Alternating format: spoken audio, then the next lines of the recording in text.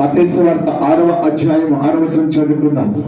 ఇక్కడ స్పష్టమైన ప్రార్థన ఏంటంటే ప్రభువు చెప్పిన, మీరు ప్రార్థన చేయనప్పుడు మీరు గదిలోనికి వెళ్ళి నీవు ప్రార్థన చేయనప్పుడు ఎవరి గదిలోకి వెళ్ళాలంట?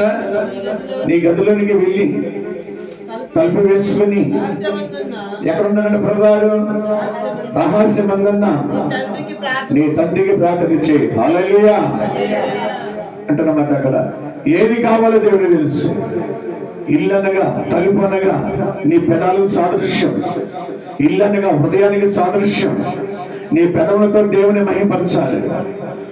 ప్రభుని ప్రతివాడు పరలోక రాజ్యానికి వారసుడు కాదంచాలి. హృదయం చూస్తే దూరంగా ఉంటుంది కదండి.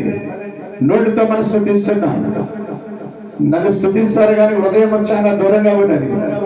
ఈరోజు అంటున్నమాట, ఈ 40 దినాలను కాదు, ఎప్పుడు ప్రతినంత కాలం కూడా దేవునితో కాంటాక్ట్ అయ్యండి, దేవునితో ప్రార్థన చేస్తూ నీ వ్యక్తిగత జీవితంలో నీ పర్సనల్ వ్యక్తిగత ప్రార్థన కలిగి ఉండాలి. నేను అంటున్నమాట, కుటుంబ వరకు ప్రార్థించండి ముందల. హల్లెలూయా.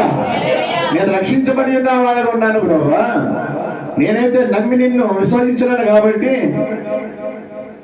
నెహెమీయాలాగా తన స్వజనుల కోసము, తన పట్టణం కోసము ఎలాగైతే దుఃఖపదంతో కన్నీరు కార్చాడు, అన్నపానములు మానిన వాడుగా ఉన్నాడు. హల్లెలూయా. 3 రోజులు ప్రార్థన చేయగలిగిన వాడుగా ఉన్నాడు. తెలుసా ఎందుకని? ఆయన వాగ్దాన్ని నెరవేర్చేవాడు, నాకున్న సమస్యలకు పరిష్కారం చేసేవాడు, నాకున్న అక్కరం తీర్చేవాడుగా ఉన్నాడు. మనుషుల మీద ఆధారపడాల, దేవుని మీద ఆధారపడిన వాడుగా ఉన్నాడు. దేవుని మీద ఆధారపడి అడగలిగిన వాడుగా ఉన్నాడు. ఈ రోజున మనం జ్ఞాపకం చేస్తున్న ఈ మత్తయి సువార్తలో ప్రభువారు చెప్పబడిన వాక్యం ఏంటంటే, నువ్వు ప్రార్థన చేయనప్పుడు నీ గదిలోనికి వెళ్ళి తలుపు వేసి రహస్యమందున్న నీ తండ్రికే ప్రార్థన చేయము. అప్పుడు రహస్యమందున్న దేవుడు చూచొచ్చు ఏమిచ్చేవాడుకున్నాడంట?